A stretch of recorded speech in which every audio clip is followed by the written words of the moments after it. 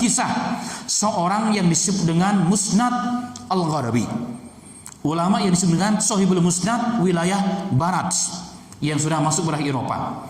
Jadi di dunia ada dua musnad yang besar kata ulama dalam ilmu hadis. Musnad timur adalah Musnad Imam Ahmad, beliau tinggal di Baghdad. Musnad barat di Eropa, di Andalusia, itu yang bernama Baqi' bin Makhlad. Baqi' bin Makhlad namanya, rahimahullahu taala. Beliau orang Andalus, orang Andalusia, berarti orang Spanyol.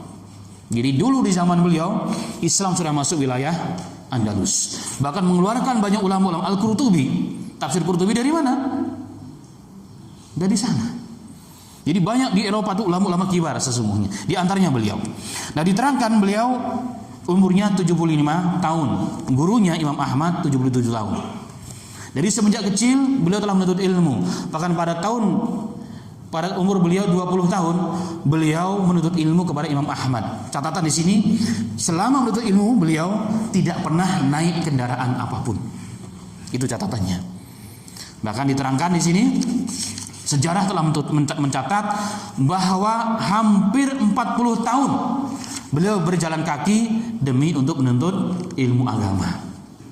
Perjalanan pertama 14 tahun jalan kaki, yang kedua 22 tahun, jadi 36 tahun beliau berjalan kaki untuk menuntut ilmu agama. Dari mana? Dari Andalusia sampai wilayah seluruh negara-negara Islam beliau jelajahi dengan kedua kakinya. Itu juga yang membawa beliau dari Andalus. Beliau turun ke bawah, kemudian beliau nyeberang lautan ke Maghrib. Beliau nyeberang lautan ke Maghrib. Dari Maghrib atau Maroko beliau berjalan kaki terus menyisir wilayah Afrika sampai kemana? Ke Baghdad. Kira-kira berapa tahun itu jalan kaki?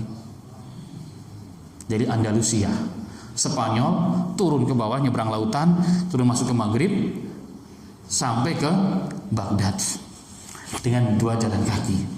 Kira-kira apa ujian dihadapi di jalan? Luar biasa. Beberapa tahun dahulu saya pernah berjumpa dengan orang yang jalan kaki keliling Indonesia dari orang pramuka. Banyak cerita yang aneh-aneh. Cuma tujuannya hanya untuk apa? Untuk sesuatu yang berbeda, bukan untuk agama. Nah, ini untuk agama, bukan satu negara, bahkan melampaui batas benua. Dan itu hak. Subhanallah. Yang luar biasanya adalah apa? Ketika beliau sudah sekian lama berjalan kaki dari Andalusia, menyeberangi lautan, mengarungi gurun, hutan belantara, hewan buas dan sebagainya, sampai di Baghdad ingin berguru dengan seorang Imam Ahmad. Jadi Imam Ahmad, nama beliau begitu besar, terdengar sampai ke Spanyol di zaman itu, padahal belum ada WA, ya, belum ada Syekh Google, belum ada Mbah Google dan seterusnya. Tapi nama beliau begitu harum sampai terdengar ke benua subhan Eropa. Karena itulah beliau memaksakan diri ingin bertemu dengan Imam Ahmad. Walakin qadarullah, ternyata untuk belajar itu banyak hambatan. Sampai di pinggiran Baghdad terdengar bahwa beliau sedang terkena ujian Mihnatul Quran, yaitu di mana raja di zaman itu terdoktrin oleh ulama-ulama yang terlalu banyak belajar filsafat di Yunani sehingga menganggap Al-Quran itu adalah makhluk. Ini kisahnya, mungkin pernah dengar. Sehingga banyak ulama yang masuk penjara atau dibunuh. Secara hukum agama Imam Ahmad boleh mengatakan Quran itu makhluk demi menyelamatkan dirinya. Tapi beliau tampil sebagai orang yang menerangkan hakikat akidah umat Islam bahwa Al-Quran itu bukan makhluk, Al-Quran itu adalah firman Allah. Sehingga beliau dipenjara, nggak boleh kemana-mana. Karena beberapa kali beliau sempat juga dicambuk sehingga menyebabkan sakit hingga akhir hayatnya, Imam Ahmad bin Hanbal. Nah, ketika sampai di sana, beliau semakin sedih dan murung. Kenapa? Orang yang dicari-cari ternyata sedang dipenjara dalam rumah. Tapi ala kulli hal beliau sampai di Baghdad, kemudian beliau menyewa satu tempat kayak mungkin penginapan hotel sederhana, taruh barang-barangnya yang sederhana, langsung pergi ke masjid, nggak tidur duluan, Pak. Jadi begitu beliau sangat ikhlas dengan tujuan menuntut ilmu, dapat rumah sewaan seperti hotel begitu, langsung pergi ke masjid, cari masjid yang paling besar, Masjid Jami' di Baghdad. Ternyata di Baghdad, di masjid itu sedang ada halaqah seperti ini. Ada seorang ulama hadis namanya Ibnu Mu'in yang sedang menginkisaf ulama-ulama ahli hadis yang lain. Artinya apa? Seorang ulama yang sedang menilai ulama-ulama yang lain. Jadi banyak murid datang, ya Syekh, bagaimana dengan Syekh Fulan? Dia kadzab, dia pendusta. Bagaimana Syekh Fulan? Dia orangnya siqat dan seterusnya. Ilmu hadis. Jadi ilmu hadis itu ilmu yang dibolehkan menggibah orang. Satu di antara yang boleh kita menggibah orang dalam ilmu hadis. Loh, tapi kan ada larangan, gibah itu kan berbahaya. Seperti apa kayu bakar, api yang memakan, atau kayu yang dimakan oleh api. Bisa menghilangkan amalan baik kita. Iya, jika gibahnya terkait dengan person seseorang, terkait dengan jati diri seseorang, zat orang. Tapi kalau menggibah orang karena agama, kemaslahatan agama, harus seseorang ini dia perusak agama. Fatwanya selalu merusak agama. Fatwanya selalu sesuai dengan apa? Dengan fulus yang dibayar oleh orang kafir. Memberikan fatwa-fatwa yang sangat merusak agama. Orang ini boleh dibicarakan, orang ini boleh disebarkan namanya agar agama tidak rusak. Itulah ilmu hadis, itu namanya. Maka beliau pun langsung duduk di situ. Ketika beliau ada kesempatan, langsung bertanya beberapa nama. Satu di antaranya beliau bertanya, "Ya Syekh, bagaimana menurut Anda dengan Imam Ahmad bin Hanbal?" Karena beliau orang baru, belum tahu siapa yang dihadapi. Padahal yang dihadapi ternyata ulama-ulama kibar, ulama hadis, yang semua nama mereka ada dalam kitab ini. Sebagiannya biografi kehidupan mereka. Kemudian Syekh Al-Imam tersebut ketika ditanya hal tersebut, beliau mengatakan, "Ya subhanallah, maha suci Allah. Maha suci Allah. Orang seperti Imam Ahmad, Anda pasti bertanya tentangnya, siapa dia? Aneh." Karena memang beliau datang dari Eropa. Anda harus nggak tahu Imam Ahmad yang sebenarnya itu bagaimana. Maka ketika Ibnu Mu'in ditanya, "Ya subhanallah, maha suci Allah. Orang seperti dia masih kau tanyakan?" Subhanallah. Wa misluna nahnu yaksifu an Imam Ahmad. Kita orang-orang yang lemah ini, kita akan membuka siapa Imam Ahmad itu. Enggak bisa. Inna dzakal imamul muslimin wa khairuhum wa fadiluhum. Imam Ahmad bin Hanbal, dia adalah imam kaum muslimin. Dia manusia terbaik dan orang yang paling utama di antara kaum muslimin yang ada. Kemudian dia diam, dia faham apa yang dimaksud oleh Al-Imam bin Mu'in. Dia kibar ulama juga. Kemudian setelah selesai majelis, beliau mencari orang yang mau menunjukkan rumah Imam Ahmad, tapi susah mendapatkannya karena orang takut. Karena di mana-mana ada mata-mata. Ada walaupun bukan CCTV, ada mata-mata di mana-mana, mata-mata di pemerintah. Siapa yang mencoba mendekati Imam Ahmad, rumahnya akan kena sanksinya. Tapi kata Allah, ada orang yang berani juga menunjukkan. Maka dia dengan berani datang ke rumah Imam Ahmad, mengetuk pintu. Assalamualaikum warahmatullahi. Ditanya, "Manil kaum, siapa orang yang di luar ini?" "Ana ya Abu Abdullah, aku wahai bapaknya Abdullah. Ana rajulun gharibud dar, aku orang yang jauh rumahku dari sini, aku orang asing di sini." Subhanallah. "Ilayya fa fathil bab, untukku bukakanlah pintu wahai Imam Ahmad." Maka beliau dikatakan, "Siapa Anda?" "Aku talibul hadis, aku penuntut ilmu hadis, pengumpul ilmu hadis." Dan beberapa riwayat disebutkan, "Aku telah melakukan perjalanan yang cukup jauh ya Syekh untuk datang ke rumahmu ini. Kalau begitu masuk kamu ke salah-salah rumah itu. Di situ ada celah masuk, silakan. Tapi ingat, lihat kanan kiri, jangan sampai ada orang melihat." Kata Imam Ahmad dari dalam. Kalau begitu sangat mengerikan kondisi, sangat mencekam. Tak ubahnya seperti apa wilayah Uighur hari ini. Begitu sangat mencekam, ulama-ulama yang tidak sesuai dengan pendapat pemerintah dibunuh atau masuk penjara. Sehingga sangat berhati-hati. Imam Ahmad tidak takut mati, tapi takut kalau orang lain nanti kena siksanya. Setelah masuk di dalam, maka beliau mengatakan, "Ya Syekh, di mana tempatmu?" "Jauh. Aku sangat jauh. Maghrib dunia. Barat dunia." "Di Afrika?" "Bukan, lebih lagi daripada Afrika." "Di mana?" "Andalusia." "Ya subhanallah, di Andalusia." "Saya berjalan kaki ya Syekh." "Masya Allah," katanya. "Masya Allah. Apa yang kau inginkan kepada aku?" Jadi bayangkan seorang guru didatangi seorang murid yang begitu jauh dengan jalan kaki. Kita bisa nangis, Pak, terharu. Menunjukkan apa? Semangat orang itu luar biasa. Berjalan kaki dari Andalusia datang ke rumah Imam Ahmad. Subhanallah. Dikatakan, "Subhanallah, wajib saya bantu kamu. Apa yang kau inginkan?" "Ya Syekh, aku datang kemari hanya untuk satu, dengar hadis darimu.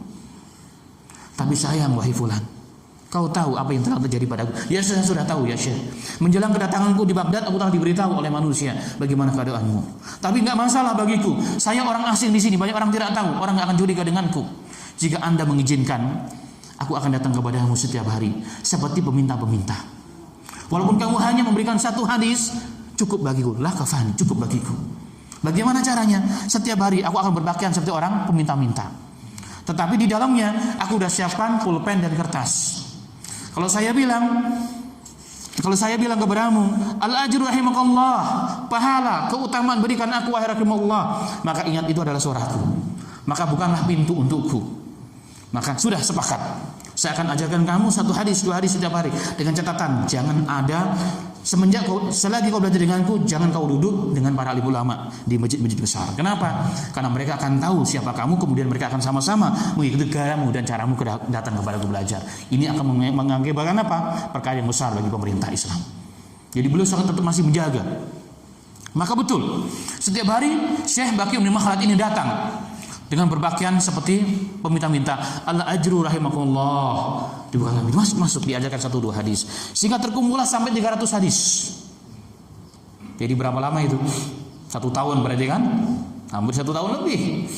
Sehingga qadar Allah berkehendak, raja yang tadinya berakidah sesat Mu'tazilah digantikan dengan raja yang Ahlus Sunnah wal Jamaah. Kemudian Imam Ahmad dikeluarkan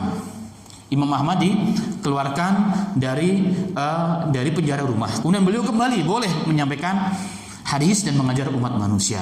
Maka beliau mengatakan, setiap aku duduk dengan Imam Ahmad, maka beliau langsung memanggilku. Wahai Baqi, mari kemari duduk di sampingku. Kemudian beliau mengatakan, wahai seluruh murid-muridku yang datang dari Imam Ahmad, ribuan orang belajar hadis, menukilkan riwayat Imam Ahmad, Musnad Ahmad. Beliau mengatakan, inilah satu-satunya orang yang pantas disematkan padanya talibul ilm, seorang penuntut ilmu agama. Diceritakan bagaimana kejadian beliau dan bagaimana perjalanan beliau dari Andalus sampai ke Baghdad. Sehingga satu saat aku sakit dan Imam Ahmad kehilangan aku. Beberapa hari aku tidak masuk. Maka beliau bertanya, di mana si Baqi? Katanya sedang sakit katanya. Dia sudah dicari mana tempat tinggalnya. Ternyata dia nginep di sebuah tempat. Nginep di sebuah tempat penginapan yang sangat sederhana, di mana orang yang punya penginapan tersebut selama ini nggak pernah tahu siapa yang nginep itu. Dia pun sebenarnya ulama kibar di wilayah Eropa, tapi nggak ada yang tahu, sehingga nggak pernah dihormati sebagaimana layaknya seorang ulama. Kan begitu, karena tidak kenal maka tidak sayang. Tapi ketika Imam Ahmad datang ke tempat tersebut, ditanya, ya Syekh, Masya Allah, kemuliaan bagi kami. Untuk apa Anda datang ke tempat ini? Saya ingin menengok muridku. Siapa dia? Baqi. Oh, itu muridmu ya Syekh. Maka yang punya hotel tersebut tergopoh-gopoh berikan kabar gembira kepada yang sakit tersebut. Ya Syekh, imam muslimin datang ingin menjenguk engkau. Ternyata engkau juga imam ya Syekh, ternyata. Subhanallah. Ternyata hotelnya dipenuhi oleh murid-muridnya. Dan ajibnya kata beliau, seluruh muridnya memegang pulpen dan kertas, ingin mencatat apa yang akan dikeluarkan oleh Imam Ahmad. Kalimat apa yang akan keluar, mutiara apa yang akan keluar ketika berjumpa dengan muridnya Baqi bin Makhlad yang sama-sama imam besar ternyata. Ini sunnah ulama dahulu. Jadi kalau ada syarih berbicara begini, walaupun saya bukan syekh, maka seluruh muridnya menulis apapun yang keluar. Kenapa? Karena tidak keluar dari mulut ulama salaf kecuali mutiara yang terkandung hikmah dan pelajaran yang sangat luar biasa dalam kalimat tersebut. Kemudian kisahnya, setelah itu maka yang punya hotel dan kaum muslimin di sekitarnya menghormati Baqi bin Makhlad, bahkan melebihi raja. Setiap hari semuanya disiapkan, pakaiannya, minumnya, obatnya. Kalau sekarang dipijitin juga. Saking kenapa? Karena menghormati Baqi bin Makhlad, bahkan menjadi gratis dia selama ini. Setelah tahu siapa Imam Baqi bin Makhlad tersebut. Dan ingat, tercatat dalam sejarah bahwa perjalanan beliau yang sangat panjang saja 2 kali. Pertama, perjalanan beliau selama 14 tahun. Selama 14 tahun dari Andalus keliling ke negara-negara Islam yang ada ulama. Yang kedua selama 22 tahun juga sama, keliling wilayah-wilayah negara-negara Islam.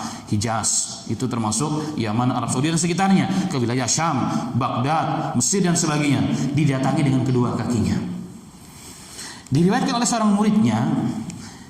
seorang muridnya yang juga ulama di Andalusia, bahwa gurunya adalah orang yang sangat kuat, tinggi, besar, dan orang yang sangat senang berjalan kaki. Dan beliau orang yang pertama kali menghadiri prosesi jenazah kalau ada orang meninggal. Dia datang, dan ingat beliau katakan seluruh kegiatannya beliau lakukan dengan berjalan kaki. Tidak pernah sekalipun kami melihat beliau naik tunggangan. Maka menjadi sehat dan kuat. Itu beliau rahmatullah alaih. Dan beliau orang yang sangat sabar dalam ilmu dan sangat hormat dengan siapa saja yang duduk bersamanya, pasti akan dimuliakan oleh beliau rahimahullah ta'ala. Taib. Kesimpulan atau hikmah yang dapat kita ambil dengan sesuai dengan judul kita, itulah ulama. Jadi mereka menghabiskan waktu mereka sampai tua untuk menuntut ilmu agama. Kenapa? Karena mereka menganggap bahwa belajar ilmu agama itu, sebagaimana perkataan Imam Utsaimin, amalan yang paling tinggi setelah fardhah, salat yang 5 waktu itu di zaman yang penuh dengan fitnah ini, fima dhahara wa ma batan, yang nampak yang tidak nampak adalah talabul ilm, fa innahu jihadun. Ini adalah jihad. Orang ibadah, setan itu tidak tahu dengan ibadah. Apa dalil Ustaz? Hadis azan. Kalau seorang muadzin mengumandangkan azan, Allahu akbar, Allahu akbar, apa kata Rasulullah? Setan akan lari sampai tunggang langgang, sampai mengeluarkan angin. Takut dengan adzan. Karena adzan adalah dakwah yang sempurna. Selesai dia balik. Iqamat lagi lara lagi. Selesai iqamat balik lagi, mengganggu di antara orang yang sedang sholat. Padahal sholat adalah seabdul-abdul ibadah. Ianya yang pertama kali dihisab oleh Allah pada hari kiamat. Tapi setan tidak takut. Setan tidak takut. Tapi penuntut ilmu agama, dakwah, amal yang paling afdal di antara ibadah-ibadah yang lainnya. Maka mereka paling ulama kita menghabiskan waktu-waktunya 24 jam untuk belajar dan mengajar, menyampaikan kebenaran. Kalau kita lihat biografi yang lebih detail, hari mereka selain untuk keluarga, untuk sholat, baca Quran, mereka mengajar dan mutola'ah. Hari-hari seperti itu ma'asyiral muslim. Bahkan terakhir Abu Yusuf, salah seorang teman dan murid dekat Imam Abu Hanifah, hingga akhir hayatnya, sampai yang membawa kematiannya dengan sakit itu, beliau masih mutalaah dan mudzakarah ilmu. Ditanya oleh teman-teman ulama, ya Syekh, Anda nggak perlu duduklah, Anda berbaring saja. Oh nggak bisa, saya ingin mudzakarah dengan Anda ilmu. Anda kan sedang sakit, ngapain memaksakan diri untuk mudzakarah ilmu? Ya, karena saya tahu umur saya tidak lama lagi. Saya ingin dengan mudzakarah ini nanti banyak orang yang selamat daripada fitnah dan banyak orang yang selamat daripada azab Allah Subhanahu wa taala. Sampai akhir hayatnya, sehingga beliau kemudian setelah selesai saja mudzakarah ilmu, beliau menghembuskan nafas terakhir dengan syahadatain. Inilah ulama-ulama kita ma'asyiral muslimin. Jadi ilmu adalah segala-galanya. Dengan ilmu ibadah kita menjadi lurus. Dahulu banyak orang mengatakan belajar itu untuk anak muda, yang sudah tua mah tinggal amal, kata. Iya kalau amal. Itu kalimat jadul sudah. Kita tinggalkan, kita ambil, buang ke sampah. Kenapa? Karena Rasul mengatakan dalam kitab Mu'jam Kabir, Imam Tabrani mengatakan ada orang yang ibadah selama 60 tahun, tapi satu sholat pun tidak diterima oleh Allah. 60 tahun ma'asyiral muslimin. Satu hari berapa rakaat? 17 rakaat kali 365 kali 60 tahun, berapa rakaat itu? Berapa rakaat? Satu pun gak diterima oleh Allah ibadahnya. Kenapa? Ibadah tanpa ilmu, rukuknya gak benar, itunya gak benar. Bahkan mungkin takbir ihramnya pun tidak benar. Tadi kemarin saya sampaikan tadi malam. Kenapa tidak benar? Umar bin Abdul Aziz pernah mengatakan, "Man abadallaha bighairi ilmin." Barang siapa yang menyembah Allah tanpa dengan ilmu, ma yufsiduhu aktsaru mimma yuslihu. Maka kerusakannya lebih banyak daripada kebaikannya. Walaupun orang yang sholat dengan orang yang tidak sholat tentu lebih utama orang yang sholat. Tapi masa selama bertahun-tahun kita sholatnya kayak begitu, nggak ada peningkatan? Maka beliau mengatakan kerusakannya lebih banyak daripada kebaikannya. Satu contoh yang ma'ruf saya contohkan, yang paling gampang. Sholat itu adalah apa?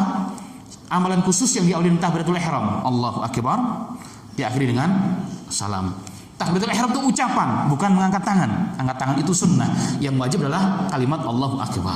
Berapa banyak orang baru baca Allahu akbar salah, dan secara hukum akidah bisa musyrik dia. Kalau dia tahu artinya tapi salah mengucapkannya, batal salatnya. Bagi orang jika dia imam, maka wajib orang yang tahu untuk mufaraqah. Kapan? Jika imamnya mengatakan Allahu akbar. Benar atau benar? Bagi kita mendayu-dayu enak banget suara ustaz lembut begitu. Allahu akbar. Banyak Pak kita dengar seperti itu kan sekarang, imam dan para muadzin, karena nggak mau belajar.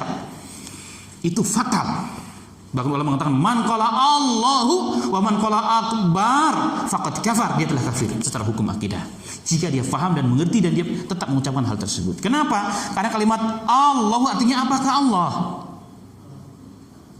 Harusnya Allahu Akbar. Jadi alifnya kan cuma satu, alif hamzahnya. Kalau dua jadi Allah, artinya kalau dalam bahasa Arab adalah apakah Allah itu maha besar? Tidaklah orang non muslim itu kafir, dikatakan kafir. Kenapa? Karena dia ragu dengan kebesaran Allah. Nah, kita harusnya memuji Allah, Allah maha besar. Tapi kita bertanya, apakah Allah itu maha besar? Apakah Allah itu maha besar? Apakah itu maha besar? Bagaimana akan diterima salat kita? Ma'asyiral muslimin. Belum lagi barnya. Harusnya setelah ba itu nggak ada alif. Kita baca Allahu Akbar. Kelihatannya mendayu-dayu, tapi fatal. Karena akbar setelah ba itu ada alif, itu artinya alat musik bermuka dua, kendang. Jadi Allah kendang, Allah kendang. Kita ingin muji Allah, tapi karena tanpa ilmu mencaci maki Allah, menghina Allah. Apakah akan diterima oleh Allah sholat kita kalau begitu? Maka wajib berilmu. Umur semakin senja, kalau diibaratkan umur itu seperti hari. Mungkin ada yang sudah hampir zuhur, sebagian saya lihat, ada yang hampir asar, ada juga yang hampir maghrib. Pertanyaannya, sudah benarkah sholat kita? Sudah benarkah baca Quran kita? Sudah benarkah akidah kita? Kalau belum, harus luangkan waktu untuk menuntut ilmu. Jangan malu walaupun sudah tua. Yang penting belajar. Faham tidak paham nanti itu. Yang penting belajar dulu. Dan itu perintah Allah juga. Faham? Jika Allah berikan faham, kita harus berusaha. Demikian yang bisa disampaikan pada pertemuan yang berbahagia ini. Jika ada kesalahan itu semata-mata dari saya dan kesalahan saya dalam saya beristighfar kepada Allah dan mohon dimaklumi. Dan jika benar itu datang dari Allah Subhanahu wa taala, niat mengamalkan dan menyampaikan wa alhamdulillahirabbil alamin. Assalamualaikum warahmatullahi wabarakatuh.